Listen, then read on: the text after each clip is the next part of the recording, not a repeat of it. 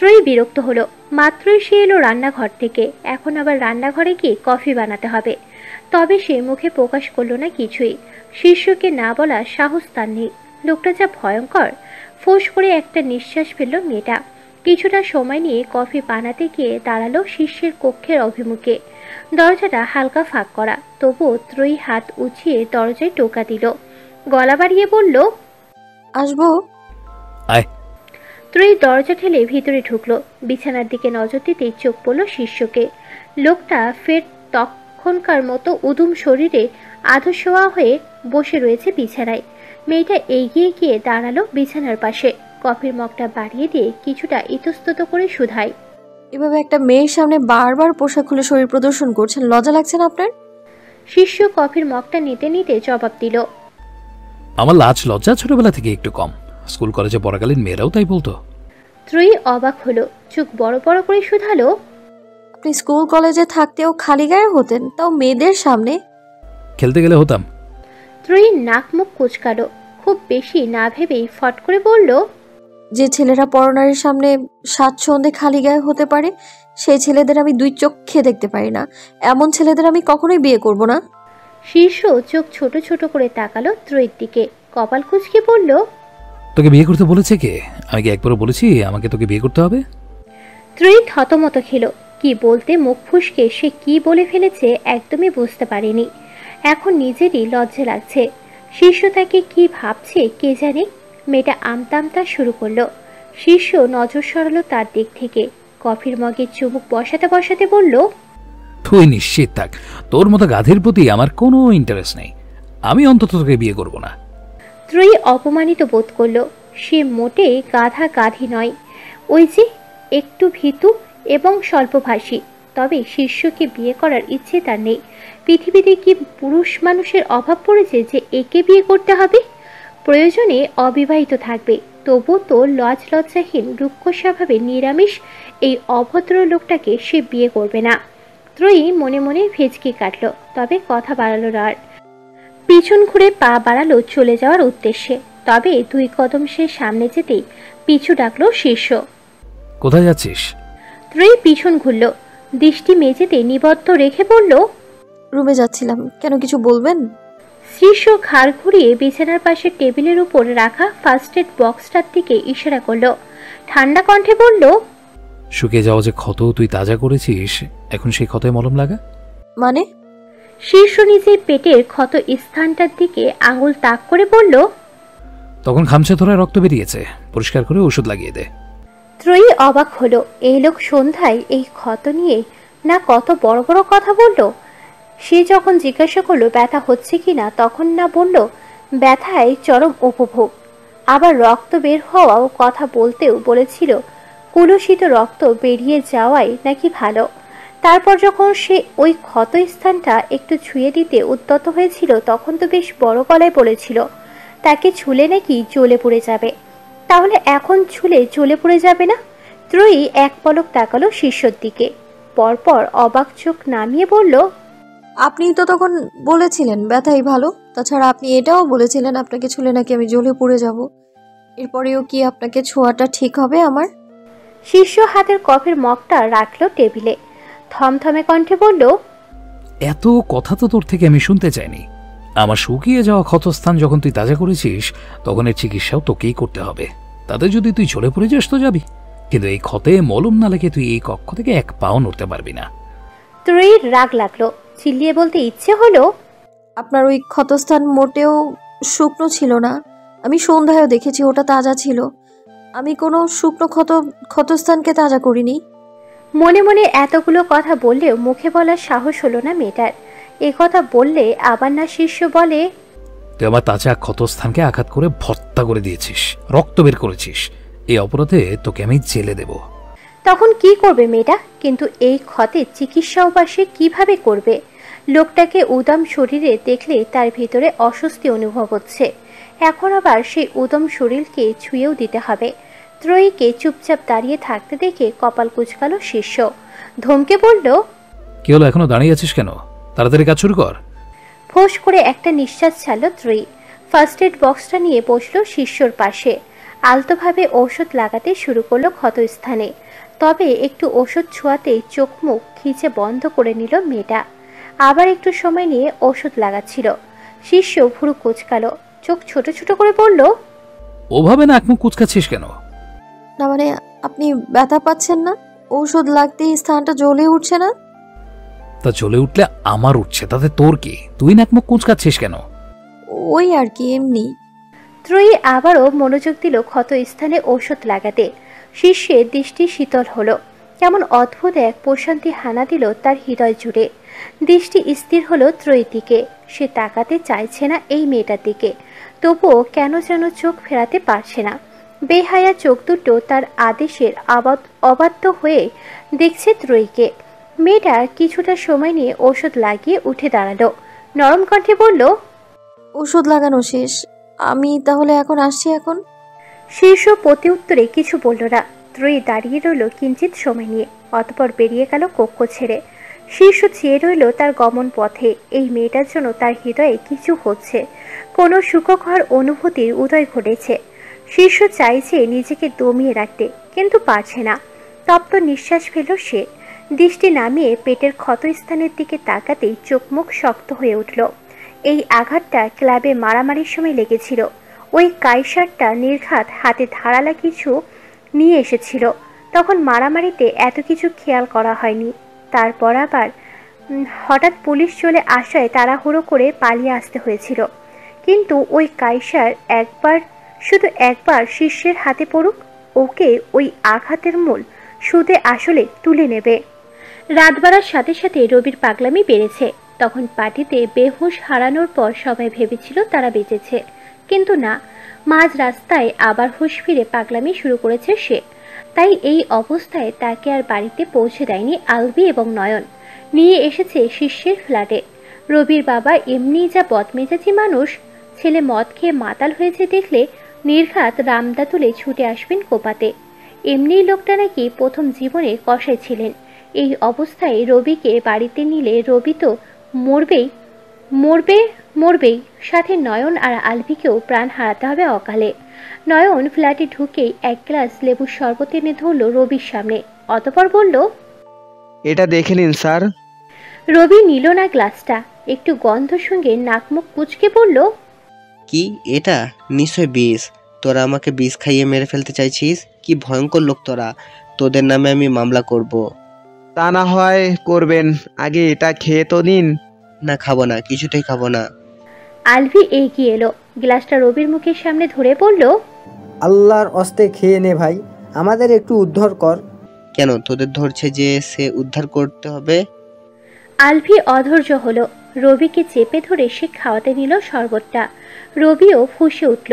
শরবতের গ্লাসটার সাথে সাথে ছুঁড়ে ফেলল নিচের মেঝেতে। সাথে সাথে ঝনঝন শব্দ তুলে কাঁচের গ্লাসটা ভেঙে কুড়িয়ে গেল।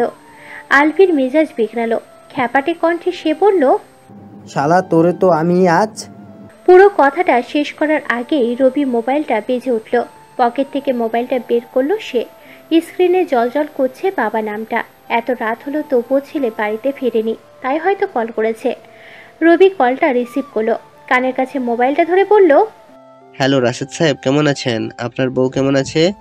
আটকে উঠল নয়ন এবং আলভি। তড়ি ঘড়ি করে তারা রবির থেকে মোবাইলটা কেড়ে নিল। কলটা কেটে দিল দ্রুততার সাথে।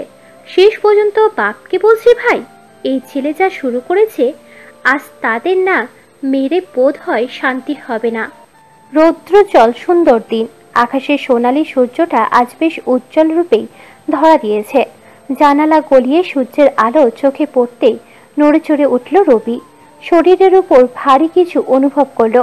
পিট পিট করে চোখ খুলল সে। ডান দিকে তাকাতেই দেখলো নয়ন ঘুমিয়ে আছে, আর বাম দিকে তাকাতেই চোখ পড়ল আলভিকে। দুজনেই দুই দিক থেকে চেপে ধরে রেখেছে তাকে। রবির কপাল কুঁচকে এলো। এরা এই সকাল সকাল তার সাথে কি করছে? রাতভর কি তার কক্ষেই ছিল এরা? ছিটা মেরে দুজনকে নিজের শরীরের উপর থেকে সরিয়ে দিল সে।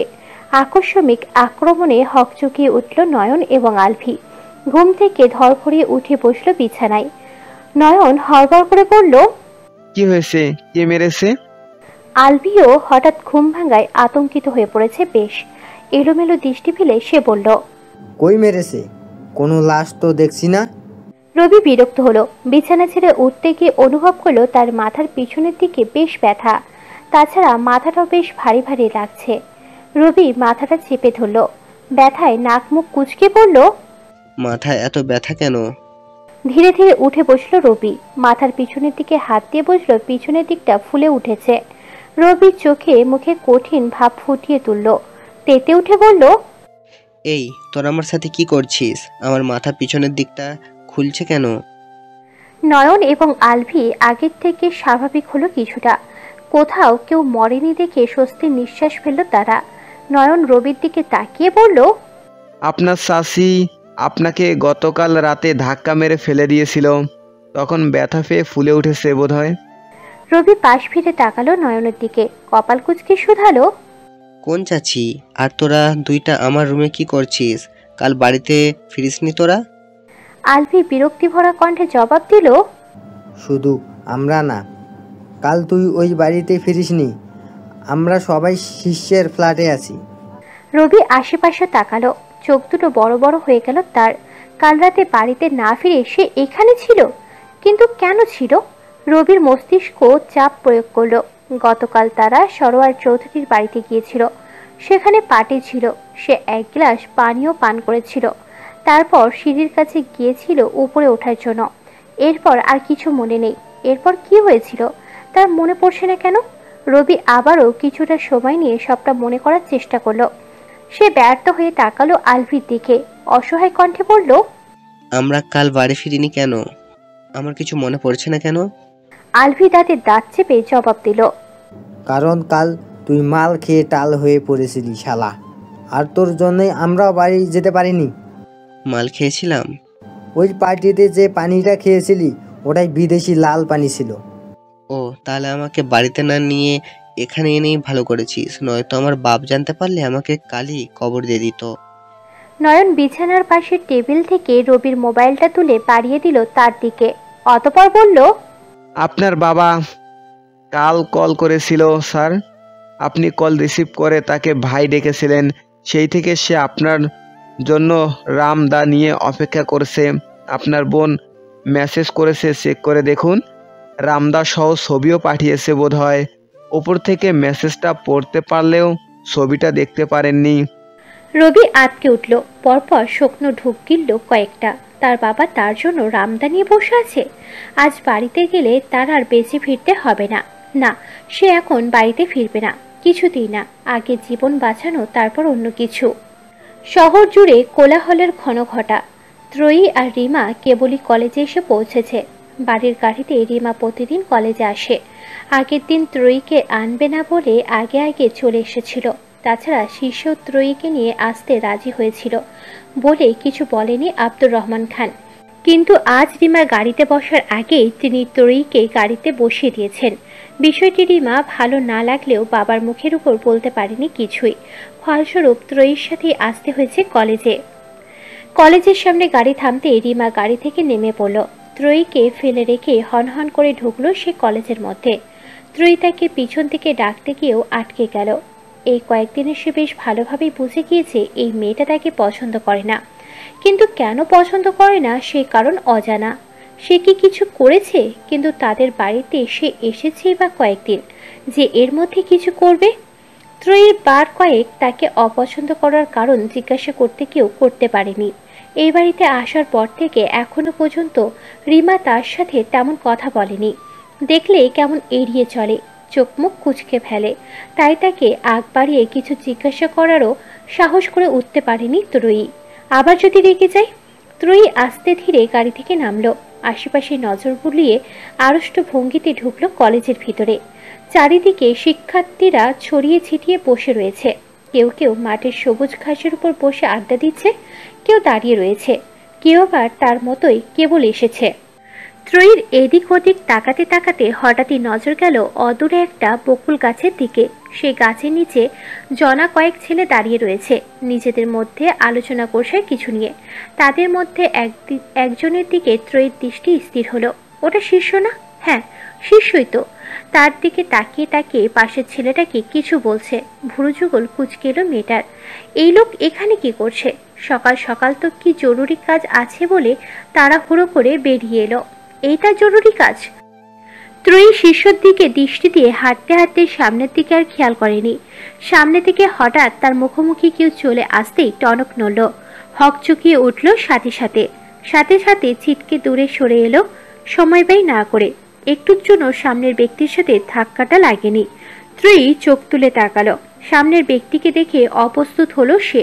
এই তো সেই দিনে সেই ব্যক্তি, সাহাত না কি যেন নাম, এই কলেজেই গেস্ট অধ্যাপক।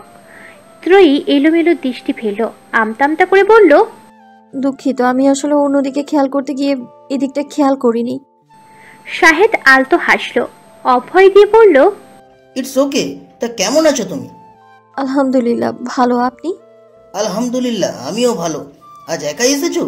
শীর্ষ আসেনি? এসেছে, ওই বকুল গাছের নিচে। ত্রয়ী বকুল গাছের দিকে ইশারা করলো। শিষ্যের দৃষ্টি তীক্ষ্ণ থেকে তীক্ষ্ণতর হলো।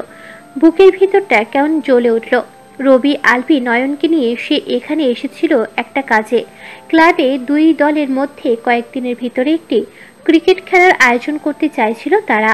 সেই খেলাটা এই কলেজের মাঠেই খেলার চিন্তা ভাবনা করেছিল সবাই মিলে।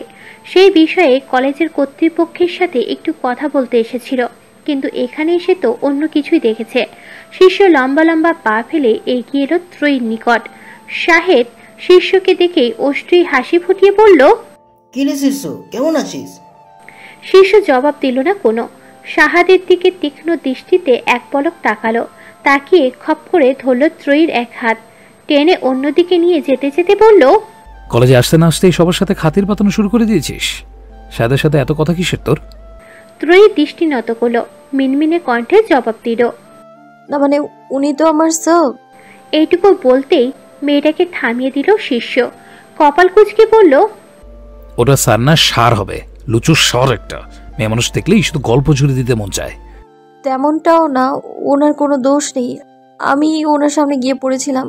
শিষ্য থেমে গেল, ত্রয়ীর হাত ছেড়ে দিয়ে বলল, এখন তুই আমাকে শেখাবি কার দোষ আছে আর কার দোষ নেই?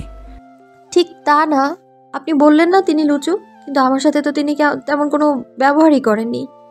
তাহলে তুই কি বলতে চাইছিস? শায়দ ভালো। ত্রয়ী চোখ তুলে একবার তাকালো শিষ্যর দিকে, পরপর আবার দৃষ্টি নত করে বলল, খারাপও না। শিষ্যের মেজাজের পারও ধপধপ করে বেড়ে গেল, বিক্ষিপ্ত হয়ে উঠল মন মস্তিষ্ক। হঠাৎ এমন হওয়ার কারণ খুঁজে পেল না সে, অবশ্য কারণ খুঁজলেও না। এত সময় কোথায়, কই তার হাতে? শিষ্য ফের ত্রয়ীর হাত ধরল শক্ত করে, টেনে সামনের দিকে নিয়ে যেতে যেতে বলল, কলেজে পা রাখতে না রাখতেই সাহস বেড়ে গেছে তোর। গতকাল আমি বারণ করার পরও ক্লাস করেছিস, আজ আবার আমার মুখে মুখে তর্ক করছিস।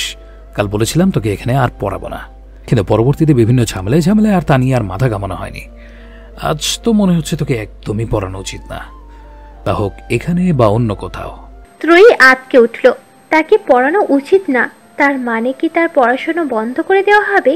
না, এটা হতে পারে না। তাকে পড়তে হবে, অনেক দূর অবধি পড়তে হবে, নয়তো জীবন চলবে কিভাবে? সারা জীবন তো অন্যের মাথার উপর বোঝা হয়ে থাকতে চায় না সে। অনেক তো হলো ওর উপর নিজেকে বোঝা বানিয়ে ঠেলে দেওয়া, এবার নিজের পায়ে দাঁড়াতে হবে। ত্রয়ী জোরে জোরে কয়েকটা নিঃশ্বাস নিয়ে নিজের ভিতরে একটু সাহস সঞ্চয় করল। হাতটা টেনে ছাড়িয়ে নিল শিষ্যের হাতের ভাঁজ থেকে, ঢোক গিলে বলল, আমি পড়বো, এখানেই পড়বো। তো সাহস তো কম নয় বালের বস্তা, তুই আমার মুখের উপরে কথা বলছিস? না মানে। শিষ্য দাঁতে দাঁত পিষে ধমকে উঠে বলল, কি মানে করছিস? আমার সাথে বাড়িতে চল এক্ষুনি। না আমি যাব না। শিষ্যর ক্রোধ বাড়ল আরো, কটমট করে বলল, তুই কিন্তু এখন আমার অবাধ্য হচ্ছিস, এর ফল কিন্তু ভালো হবে না।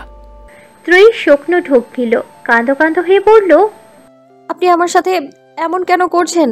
আমার এমনি এই পৃথিবীতে কেউ নেই, তারপর আপনার বাবা দয়া করে ধরে আমাকে এখানে এনে নিয়ে এলেন। আপনার বাবা আপনাদের বাড়িতে ঠাঁই দিলেন, পড়াশোনার সুযোগ করে দিলেন, দয়া করে আপনি সেই সুযোগটা কেড়ে নেবেন না প্লিজ।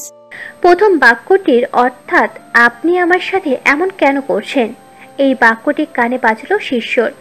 সত্যি সে এমন কেন করছে? প্রয়োজনের তুলনায় একটু বেশি প্রতিক্রিয়া দেখাচ্ছে না সে, তাও বাহিরের একটা মেয়ের জন্য। ত্রয়ী একজন প্রাপ্তবয়স্ক স্বাধীন নারী, তার যেখানে ইচ্ছে যাওয়ার এবং যার সাথে ইচ্ছে কথা বলার অধিকার আছে, সেখানে তার এমন ব্যবহার অবাঞ্ছিত ব্যতীত আর কিছুই নয়। শীর্ষ দ্বিধায় পড়ল, নিজেকে কেমন বোকা বোকা লাগলো। তবে পরক্ষণেই আবার মস্তিষ্ক বিক্ষিপ্ত হয়ে উঠল। সব দোষ এই মেয়েটার। এসেছে পর থেকে যেন তাকে পাগল বানাতে উঠে পড়ে লেগেছে। মেয়েটা তার সামনে এলে কেমন অন্যরকম এক অনুভূতি হয় হৃদয়ে। মেয়েটার চেহারা দেখলেই শান্তি অনুভব হয়।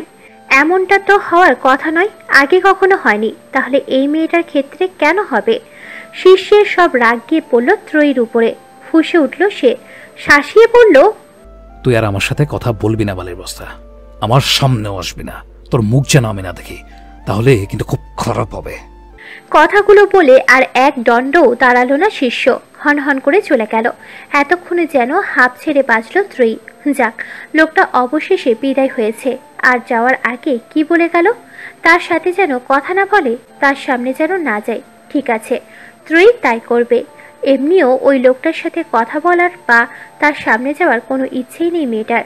ত্রয়ী ভেজকি কাটল, পিছন ঘুরে হাঁটা ধরল তার শ্রেণীকক্ষের দিকে। শুধু রয়ে গেল অদূরে বকুল গাছের নিচে 3 জোড়া অবাকতায় ঘেরা আঁখি, রবি, আলভি এবং নয়ন। এতক্ষণ অবাক হয়ে দেখছিল শিষ্য এবং ত্রয়ীকে।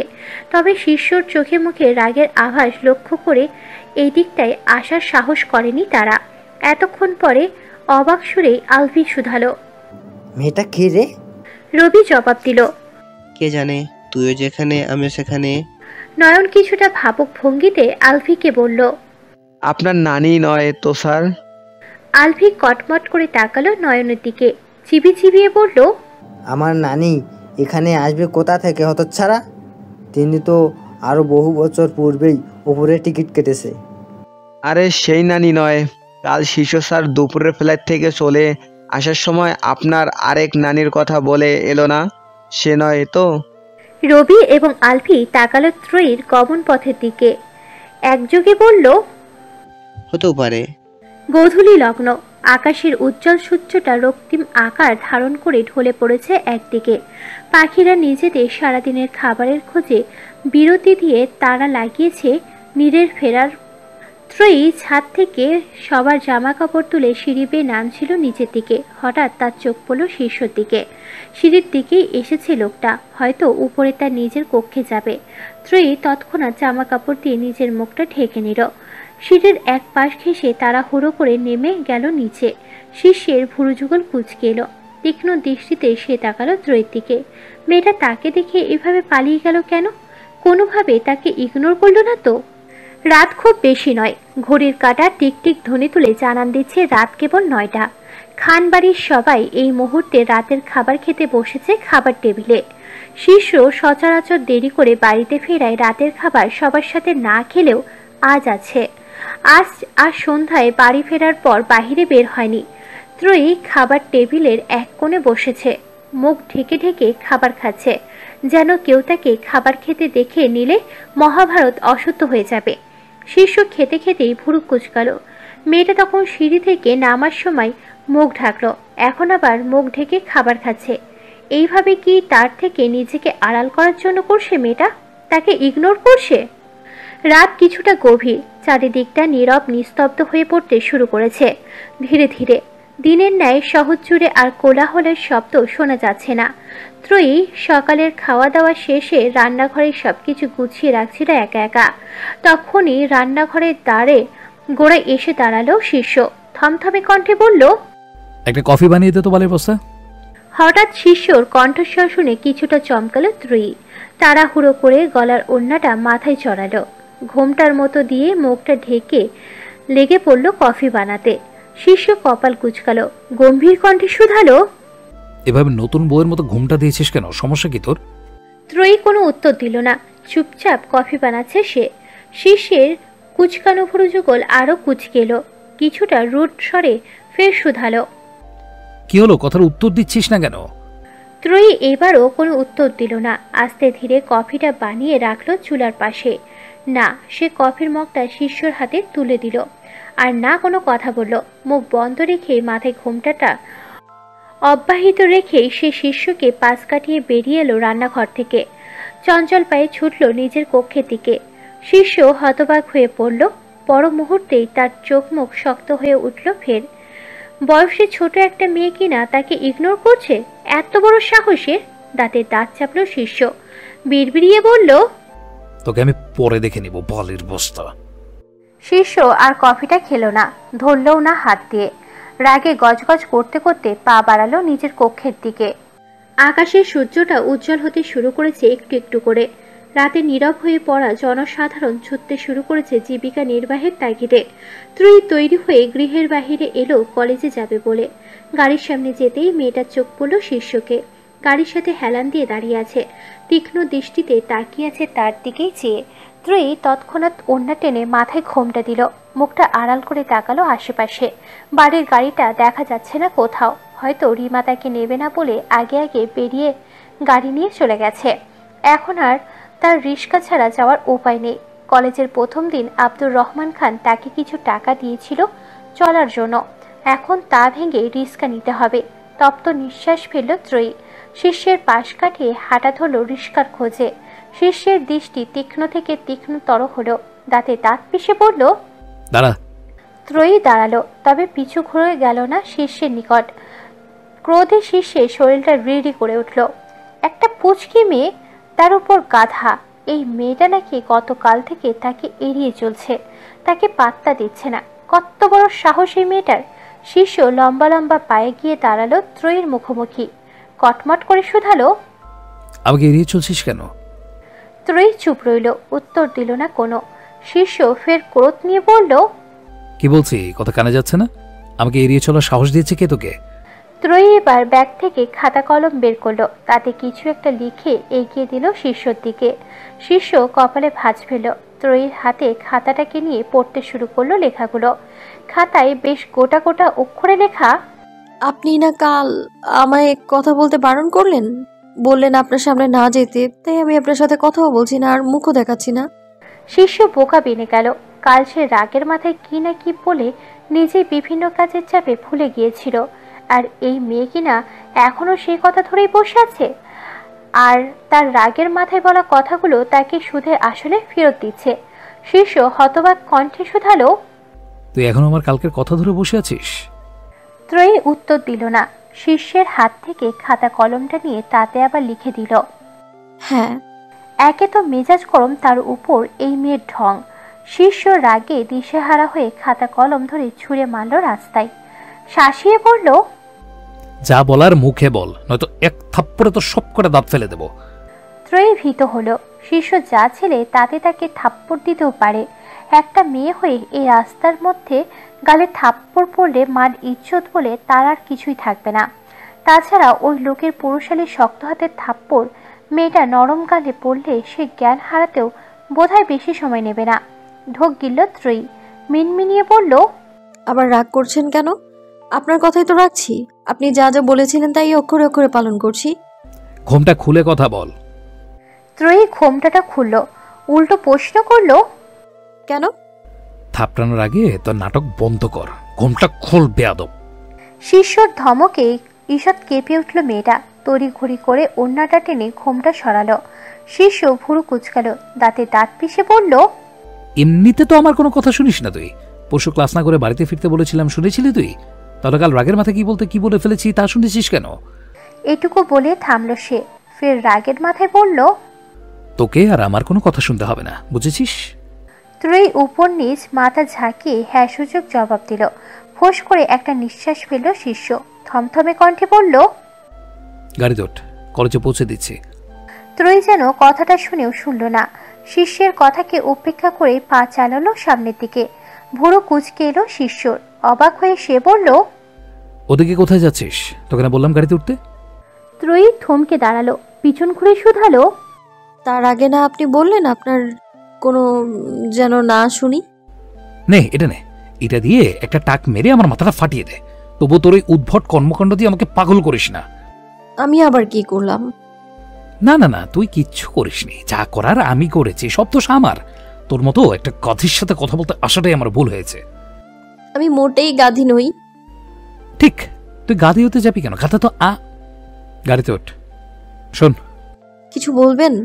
শিষ্য সময় নিল একটু, অতঃপর থমথমে কণ্ঠে বলল, শাহেদের সাথে কথা বলবি না কোনো, এমনকি ও তোর সাথে কথা বলতে এলেও বলবি না। কেন? তোর কাছে এত কৈফিয়ত দিতে আমি বাধ্য নই, তোকে ওর সাথে কথা বলতে বারণ করেছি, ব্যাস, বলবি না। কিন্তু উনি তো